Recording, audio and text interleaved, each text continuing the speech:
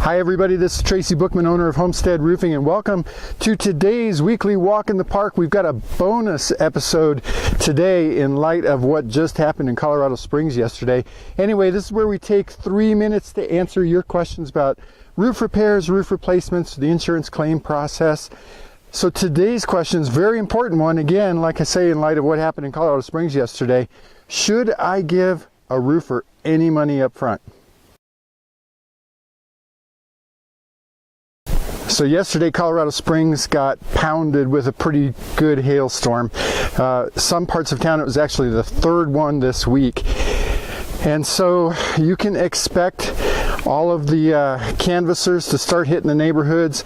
They were probably even out last night, knocking on doors, asking people if they want their roofs inspected.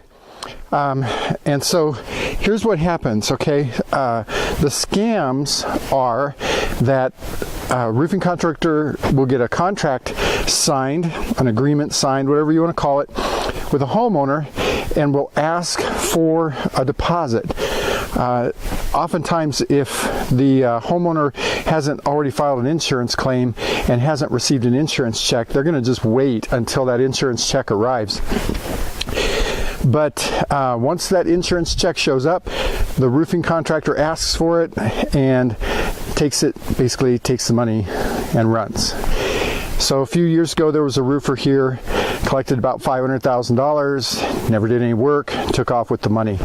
Nobody ever heard from him again. Actually, there is a roofer in town right now that has had his license revoked and all kinds of things because just last year and the year before he was doing the exact same thing. And I still even see his ads show up on Facebook.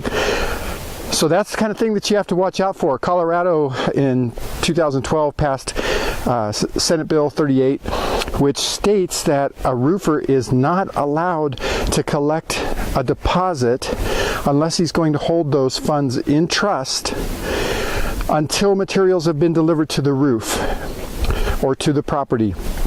So basically the answer to the question, should I give a roofer any money up front? No. And if a roofer demands money up front, you should ask him if he's going to hold it in trust. And if he's not, definitely do not give a roofer any money up front. Once materials are delivered to your property, then he has the right to ask for a deposit, but not until that point. So if you don't have materials at your property yet, don't give the roofer any money, or be sure that he stipulates that he's going to hold that in trust and he's not going to deposit that into his general account. That's the answer. If you can find a roofing contractor that doesn't even require a deposit until materials are at your property, that's even better. Hopefully that answers your question about whether or not you should give a roofer any money up front. If you've got any other questions, especially now that hail season has started, especially we've gotten this whopper hailstorm yesterday, please give us a call. We actually have a trifold brochure that we can get you. We can even send you to a website that has the same information. But we've got this trifold brochure. Let's see if I can pop that in here, right here. The 12 mistakes most Colorado homeowners make after a hailstorm and how to avoid them. It's great information to have.